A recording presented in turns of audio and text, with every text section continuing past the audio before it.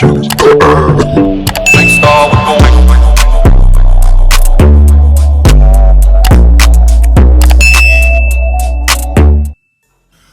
going on, guys? Welcome back to my channel, man. I'm here with the Shy Review.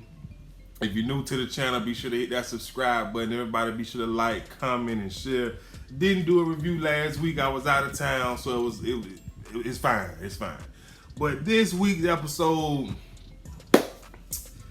I just don't know. I'm gonna say this before I even get into the episode, man. I just don't see this show making it. It may get renewed for one more season, but it's just, to me, the problem with switching up storylines is that your audience get used to a specific storyline, and it's hard to, you know what I'm saying, I guess keep them happy. I mean, it's TV, so sooner or later it's time for things to go. But I just don't know. Unless something dramatic happen in the next 4 episodes, they may get one more season after this one, but it's hard for me to see it. But anyways, getting off of that little, petty rant, the show picks up with Keisha in the room. She in the room. She drawing a happy birthday cake. The show is pretty much centered around Kevin's birthday. And she tried to escape last week or whatever. I won't even get into it. Crazy. But the guy who kidnapped her, he's the guy who showed up at the pizza place or whatever when Kevin had punched or hit his friend about talking about the girl or whatever the case. I don't really know, but let's just get into it. So she's chained up now. She's chained up to the bed to make sure she can't get out even when he leaves. Like, he's taking away her freedom. So she's drawing a happy birthday. She's making up a birthday card or whatever, and then he comes in and he snaps his finger and he's just like, and tells her to get on the floor. So she gets on the floor and he goes to stroking her hair, combing her hair. And I'm just saying to myself, yeah, this is a bit much for me. You know what I'm saying? I'm very, I do everything I can to keep my anxiety under control, and this is a lot for me watching this show. So then there's a knock on the door, and he tries to ignore the knock, but I'm getting ahead of myself. So while Keisha making the card, she is reminiscing, I guess, about the previous year for Kevin's birthday, how she took him to his favorite pancake house to get pancakes for his birthday, etc., etc. And you know what I'm saying, she gets him a gift. It's a scrapbook of old pictures of him that she found from from their dad stuff.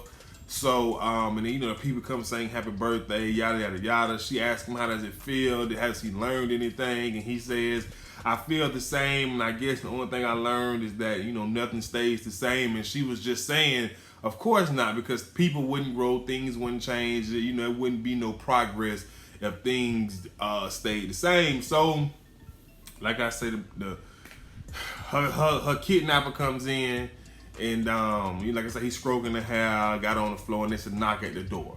So he tries to ignore the knock the first time, and then the person knocks again. It turns out it's Ronnie. Ronnie asked him, he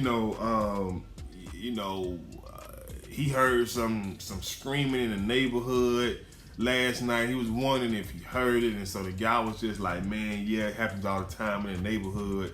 Miss So-and-so said it was from up the block. Go holler at her and see what she say. And he was asking Ronnie, how long you been here? Ronnie was like, man, they working in my bathroom, etc., etc. And I'm just saying to myself, Ronnie, if you gonna play homeless, play homeless. Like, that was the perfect time. But anywho, he comes clean and asks, can he use the restroom? And bro ain't really want to let Ronnie up in there. So Ronnie was like, man, listen, I'm telling you, man, I don't have a pot to piss in. And the dude was like, what do you mean?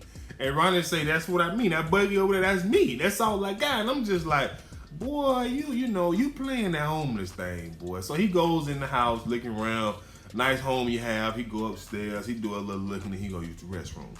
Keisha is down in the basement or wherever she at in the house, screaming, help me, help me. So the dude, he turned the TV up, hoping that Ronnie can hear, but Ronnie heard it through the vent. So Ronnie leaves the bathroom and asks dude, he like, bro, did you hear that? And so the dude was like, grabbing one of his trophies finna get ready to hit Ronnie. It like he had some track trophies, so maybe he got something to do with the track coach or something. I don't know. But Ronnie was like, man, maybe I'm just hearing something. Appreciate it for letting me use the bathroom, and Ronnie leave. Now, then I'm trying to kill the Keisha scene right now, because like I say, man, it's tough even, why. So then the kidnapper goes back downstairs, and he's visibly upset with Keisha. So he was just like, why are you trying to get daddy in trouble? Why are you trying to get daddy in trouble? So he pulls her, he pulled a chair up, have her sit in the chair. He was like, you know what, girl? You remind me of my first crush in high school, Sophia something. She had the nice hair like you. And next thing you know, I went and asked her out, and she told me I wasn't quite her type. She wanted to go out with the football player. So then from there, she ended up showing her cleavage, her long hair, her shoulders, and this and that. And then next thing you know, she started giving everybody some of that pussy but me. So that's why he mad. He trying to kidnap that girl because she reminds you of the girl from high school that wouldn't give you no pussy. And so he said, I couldn't save her, but I can save you. And he goes to, cutting that girl hair, her head. And I'm just saying to myself, boy, you is a sick mother effer. You feel what I'm saying? And so that's that for now. That is it. So anyways, moving on this episode, Dre and Nina, they at the house. Nina got Kevin a gift. Dre asked was the video game, and Nina said no, it's some cologne. He got a little girlfriend. I'm trying to make sure he don't go around smelling musty. And I'm saying to myself, like, come on now, mama. You know what I'm saying? These little girls out here, they don't care that age if you smelling musty or not. Just go get that boy that doggone PlayStation 5, man. Go and get it for him. So anyways, Kevin come out the room, and she hides it, and she tells Kevin that, she wants him home to have a birthday dinner with them. And Kevin was like, I don't really want to do that. And she was like, I'm your mom. I really want to spend time with you on your birthday. Da da da da. And so she said, just be here for dinner, then y'all can go and do whatever it is y'all want to do. So as he leaving, Dre pulled out a few, some cash and gave it to him.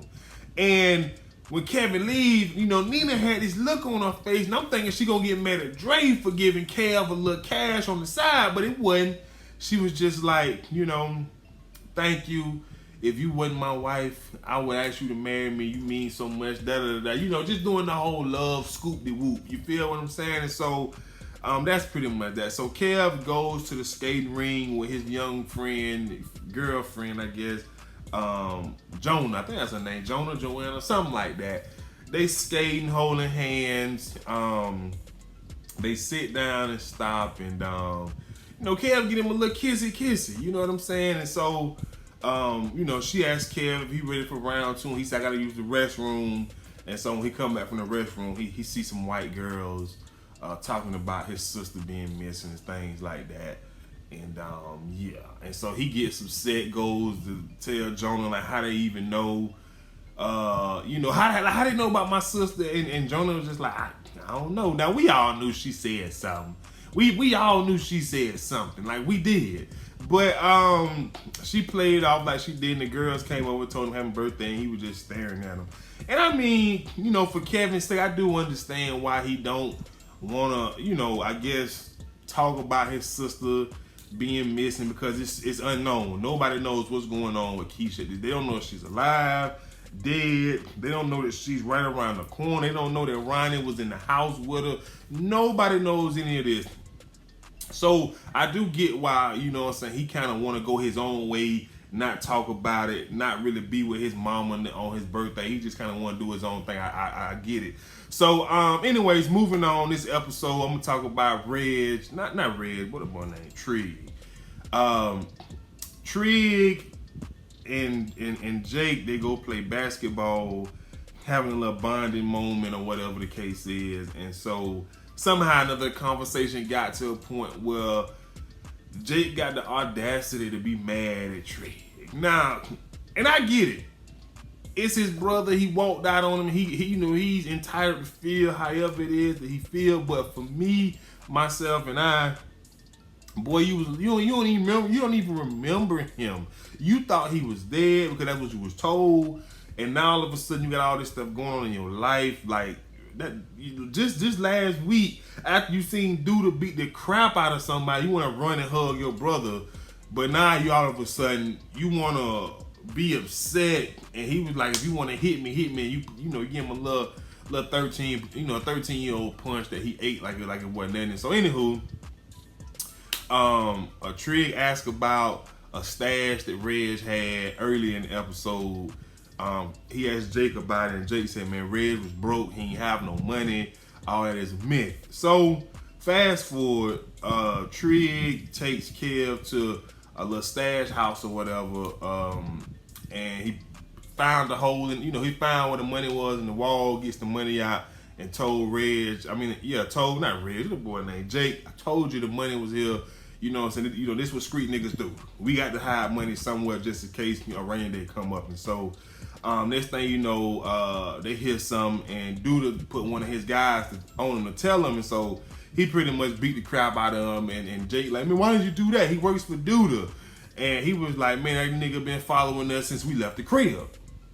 And so Jake ain't trying to believe that. And so he just had to tell him, man, Duda killed Reg.